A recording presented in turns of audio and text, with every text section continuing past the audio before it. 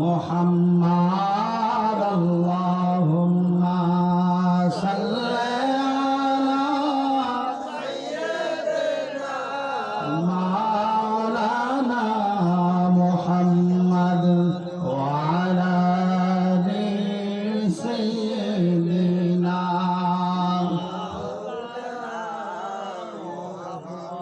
তো বলছিলাম বাজার আমার, এরপরে আল্লাহর হাবিব সাল্লাল্লাহু আলাইহি ওয়াসাল্লামের ব্যাপারে আল্লাহ পাক বলেছেন, ওমা আতাকুমুর রাসূলু ফাখুযুহু ওমা নাহাকুম আনহু ফান্তাহু।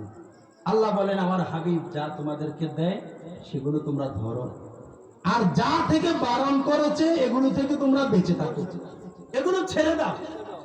আল্লাহ এখানে ডাইরেক্ট আল্লাহর হাবিব সাল্লাল্লাহু আলাইহি ওয়াসাল্লামের প্রত্যেকটা কথাকে উম্মতের জন্য পালনীয় করে দিয়েছেন। জোরে কন্যা সুবহানাল্লাহ। আল্লাহর হাবিব সাল্লাল্লাহু আলাইহি ওয়াসাল্লামের এখন তো এমন অবস্থা হয়ে গেছে, মদিনা শরীফ জিয়ারত করলে সেখানে কিছুই নেই। মদিনা শরীফ দোয়া কবুলের জায়গা না। নাউজুবিল্লাহ। আপনারা শোনেন না? এটা কি আপনারা মানেন? মদিনা শরীফ বলতেছে মক্কা শরীফে 15টা জায়গায় দোয়া কবুল হয়, কিন্তু মদিনা শরীফে কোনো জায়গা নাই দোয়া কবুল হয়। নাউজুবিল্লাহ বলে। আরে মক্কা শরীফ হইল তো মদিনার কারণে। সুবহানাল্লাহ বলে।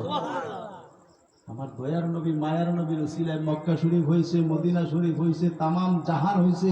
এখন বলে মদিনা তো এমন কোন জায়গা নাই যেখানে দোয়া কবুল হয়। নাউজুবিল্লাহ বলে। সুতরাং ওই সমস্ত খারাই সাহেবদেরকে বলতে চাই, ওরে খারাইশ, তুই তো কোরআনের আয়াতও পড়ো নাই। কথা বলেন ঠিক কি না? অথচ সূরা নিসার 64 নম্বর আয়াতে আল্লাহ বলেছেন আল্লাহর হাবিব সাল্লাল্লাহু আলাইহি ওয়াসাল্লামের রওজা মোবারক দোয়া কবুলের জায়গা। সুবহানাল্লাহ। আল্লাহ নিজে বলেছেন মক্কা শরীফের যতগুলো জায়গা কবুল হওয়ার কথা, দোয়া কবুলের কথা বলা হয়েছে, এগুলো হাদিস কোরআন শরীফ দ্বারা সাব্যস্ত নয়, এগুলো হাদিস শরীফ দ্বারা প্রমাণিত। হাদিস শরীফের মধ্যে বর্ণনা আসছে এই জায়গার মধ্যে দোয়া কবুল হয়, কিন্তু মদিনা শরীফের রওজা মোবারকের দোয়া কবুল হয়, এটা আমার আল্লাহ সার্টিফিকেট দিয়েছে। সুবহানাল্লাহ। এখন এই আহম্মক নামের নাকি সাইকেল শায়েক নাকি শায়েক কয় ফলাইলে এ আহমদুল্লাহ সাইকেল শয়তান, এই শয়তানের শায়েক শয়তান।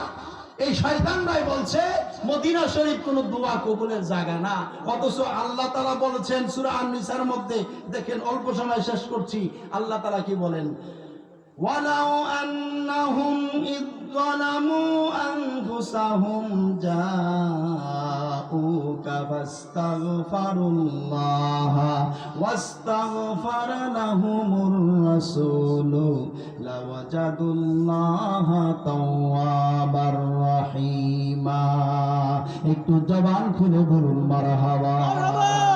আল্লাহ রাব্বুল আলামিন বলেন ওয়ালাউ আন্নাহুম ইয যালামু আনফুসাহুম, আল্লাহর হাবিবকে স্মরণ করিয়ে দিয়ে আমার আল্লাহ বলেন ওয়ালাউ আন্নাহুম, ও আমার হাবিব যদি আপনার উম্মতেরা তাদের নফসের উপরে আত্মার উপরে জুলুম করে, জাউকা তারা সবাই আপনার কাছে আসে, সুবহানাল্লাহ বলে, আপনার কাছে আসে, ফাস্তাগফিরুল্লাহ, এরপরে আমি আল্লাহর কাছে তারা ইস্তিগফার করে ক্ষমা চায়, ওয়াস্তাগফারা লাহুমুর রাসূল, এবং রাসূল সাল্লাল্লাহু আলাইহি ওয়াসাল্লাম তাদের জন্য শাফায়াতের দোয়া করে দেয়, শাফায়াত করে দেন, লা ওয়াজাদুল্লাহ, উলামায়ে কেরাম আছেন, লা ওয়াজাদুল্লাহ, তাকিদ দিয়ে আল্লাহ বলেছেন অবশ্যই অবশ্যই তারা আল্লাহকে পাবে তাওয়াবান, তাওবা কবুলকারী হিসাবে, ওয়া তাওয়াবার রহিমা, এবং দয়ালু হিসাবে পাবে। জোরে বলুন সুবহানাল্লাহ।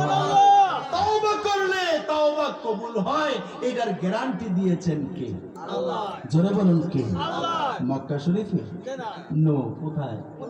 মদিনা শরীফে নবীজির রওজা মোবারকে গিয়ে জাউকা, আল্লাহ বলেছেন হাবিব আমার আপনার কাছে আসে, আপনার কাছে এসে আপনার জিয়ারত করে আপনার সাথে সাক্ষাৎ করে, এরপরে যদি তারা আমি আল্লাহর কাছে ক্ষমা চায়, তার মানে আগে আপনাকে সালাতু সালাম দেয়, আপনি নবীর উপরে দুরুদু সালাম পড়ে, আপনাকে সালাম দেওয়ার পরে আমি আল্লাহর কাছে যদি তারা ক্ষমা চায়, আপনাকে সালাম দেওয়ার আগে না, সুবহানাল্লাহ বলে, আপনাকে সালাম দেওয়ার আগে নয়, বরং আপনাকে সালাতু সালাম দেওয়ার পরে আমি আমি আল্লাহর কাছে যদি তারা ক্ষমা চায়, আপনি হাবিব যদি তাদের পক্ষে শাফায়াত করেন, অবশ্যই তারা আল্লাহকে ক্ষমাশীল পাবে, সুবহানাল্লাহ, তওবা কবুলকারী হিসাবে পাবে। তাহলে তওবা যিনি কবুল করেন, তাহলে এটা কি কবুল হওয়ার জায়গা না? কি বাজান কথা কোন কবুল হওয়ার জায়গা কিনা? এখন এই আহাম্মকের দলেরা যদি এগুলো বলে, ওরা কি ঈমান রাখার কথা বলে না যাওয়ার কথা বলে? যাওয়ার কথা বলে। এই সমস্ত মুস্তাখে রাসূল, ইহুদিদের এজেন্ট, ইসরায়েলের প্রোডাক্ট, এগুলাকে আমরা বয়কট করি, কথা বলেন ঠিক কিনা? ইসলামের স্বকীয়তাকে যারা নষ্ট করছে, আল্লাহর হাবিব সাল্লাল্লাহু আলাইহি ওয়াসাল্লামের দরবারে গেলে যে নিয়ামত পাওয়া যায়, ওরা এগুলো থেকে হাজী সাহেবদেরকে দূরে রাখতে চায়, কথা বলেন ঠিক কি না? কারণ আমার নবীজির দরবারে গেলে কি হয়? নবীজি বলছেন মানজারা কবরি ওয়াজাবাত লাহু শাফাআতি। আয় হায়, আল্লাহর হাবিব বলেন আমার রওজা মুবারক, ও যে উম্মত জিয়ারত করবা, তোমার জন্য আমার শাফায়াতটা ওয়াজিব হয়ে গেল, সুবহানাল্লাহ। আল্লাহর হাবিব জান, আল্লাহর হাবিব মুসলমান ইমানদারের জানের জান।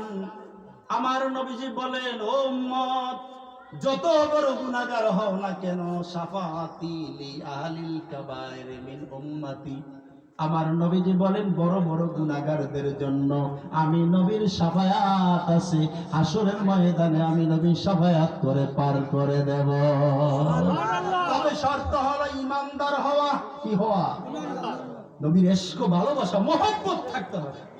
আল্লাহর হাবিবের মহব্বত নাই, আপনি যত বড় মুহাদ্দিস আর মুফতি হন আর শায়েখ হন, আপনাকে আমরা জুতার ধুলো মনে করতে পারি না, আপনি যে হন না কেন।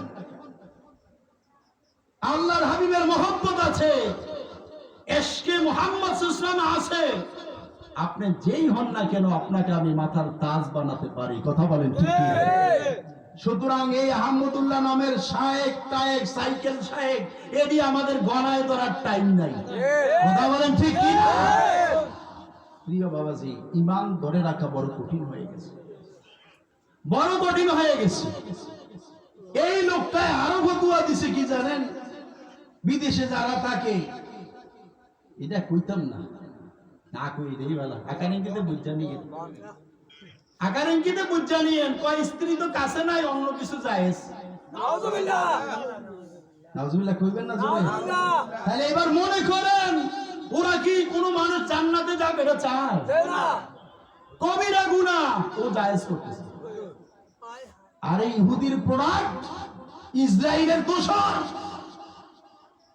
তুমি উম্মতে মুহাম্মদীকে, নবীর উম্মতদেরকে, আল্লাহর বান্দাদেরকে জাহান্নামে নেওয়ার রাস্তা দেখাইতেছো তুমি।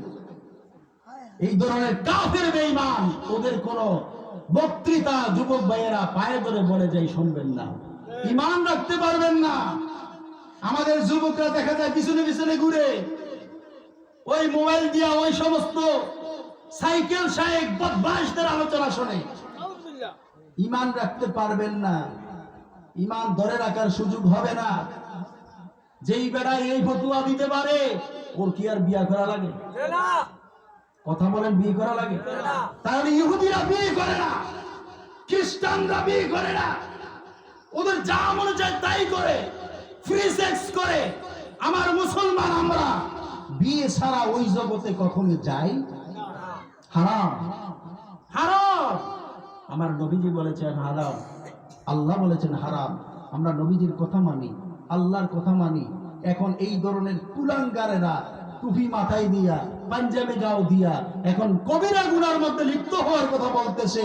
তাহলে বোঝা যায় ওরা একজন দুইজন না, কুল পুরা মুসলমানদের শত্রু, কথা বলেন ঠিক কিনা? আল্লাহ যা হারাম করছেন, এগুলো এখন যে এই যে সাইকেল শায়েখ বদমাইশটাই যে বলছে, যুবকদের মাথা নষ্ট হয়ে গেছে না? কিরে ভাই, কথা বলেন না?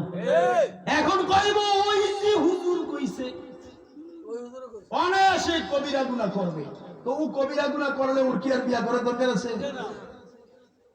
চিন্তা করেন ইসলামকে কোথায় নিয়ে যাচ্ছে। এই সমস্ত বেয়াদবের রাসূল, মুস্তাকের রাসূল থেকে আল্লাহ যেন আমাদের ঈমানকে হেফাজত করেন। এরপরে আল্লাহর হাবিব সাল্লাল্লাহু আলাইহি ওয়াসাল্লাম আরো বলেছেন, যে ব্যক্তি আমি নবীজির রওজা মুবারক জিয়ারত করবে আমার ওফাত মুবারকের পরে, সে যেন আমার এই 63 বছর জীবদ্দশায় আমার সাথে সাক্ষাৎ করলো। এত নিয়ামত সব রেখেছেন। নবীজির রওজা মোবারকে গেলে গিয়ে যদি আমরা জিয়ারত করি তাহলে আমরা পেয়ে যাই। এখন এই সাইকেল শাইকগুলো ওরা বলতে চায় যাওয়া দরকার নাই, মদিনাতে হজের কিছু নাই। তার মানে কি? নবীজির কাছ থেকে উম্মতকে দূরে সরাইতে চায়। কি কথা বলেন ঠিক কি না? অথচ আল্লাহ বলেছেন কি, আন-নাবিয়্যু আওলা বিল মুমিনিনা মিন আনফুসিহিম, মুমিনের কাছে আমার নবী তাদের জানের চাইতেও প্রিয়। সুবহানাল্লাহ, জানের চাইতেও কাছে আমার নবী। তাহলে এমন কাছের নবী যিনি, তাকে দূরে যিনি সরাইতে চায়, যেই শায়েখরা, ওরা নিঃসন্দেহে আমাদের শত্রু, ওরা ইসলামের শত্রু। কথা বলেন ঠিক কি না? অতএব বাজান, এই ধরনের লোকদের কথা আমরা কখনোই শুনবো না, কখনোই মানবো না। কালকে বলছে যে আগে নবীজির নাম পরে হোসেনের নাম নদী করে, এই বেদাত শিরক। এই যে ভাই দেখছেন, আমার ভাই আরো শুনছে, চিন্তা করে নামের শেষে হুসাইন রাখলে, হাসাইন রাখলে বলে এটা মনে রাখা যাবে না। নাম রাখা যাবে না। এবং মুহাম্মদ সাল্লাল্লাহু আলাইহি ওয়াসাল্লাম, আমরা যে নামের শুরুতে, যেমন আমার নাম কি, মুফতি মোহাম্মদ আনিসুর রহমান, মাক্কিউর আমার লকব। মোহাম্মদ নাম আমার সার্টিফিকেটে আছে, বাপ মায়ের আছে, সব জায়গায় আমার মোহাম্মদ আছে। এখন এই শয়তান বলতেছে কি মোহাম্মদ নাম রাখা যাবে না। তার মানে মোহাম্মদ নামটা রাখলেই তো আমাদের হৃদয়টা জুড়ে যায়। কি বাজান কথা কোন ঠিক? নামের আগে মোহাম্মদ থাকলে এটা তাবাররুকান, এটা বরকত হয়। এই লোকটারে আল্লাহ বরকতে রাখে সব সময়। যেই নামের শুরুতে মোহাম্মদ আছে এবং নামের শেষে আহমদ আছে, এই নামগুলো বরকতপূর্ণ নাম। হিন্দুরা লাগাইছে শ্রী, তারপরে কি শঙ্কর মঙ্কর কত কিছু আছে না, এগুলো লাগাইছে। আর আউলিয়া কেরাম এদেশে আসার পরে আমার নবীজির ইশক মোহাব্বত ভালোবাসা ঢুকিয়ে দেওয়ার জন্য নামের আগে লাগাই দিছে মোহাম্মদ। তার মানে ওরে আল্লাহর বান্দা, যতক্ষণ তোমার নাম নিবা ততক্ষণ আমার নবীজির নাম মোবারক চলে আসতেছে। মারহাবা, তুমি মোহাম্মদ না, তুমি মোহাম্মদ সাল্লাল্লাহু আলাইহি ওয়াসাল্লাম তুমি না, কিন্তু আল্লাহ হাবিবের নামটা তুমি সংযোগ করেছো বরকতের জন্য, বরকতের জন্য। তোমার জীবনটাকে আল্লাহ সাফল্যমণ্ডিত করে দিবেন। জোরে বলুন মারহাবা। এরপরে বলছে, আমিও দেখছি ছিল না, নামের শেষে হাসাইন রাখা, হুসাইন রাখা, এটা নাকি শিয়া।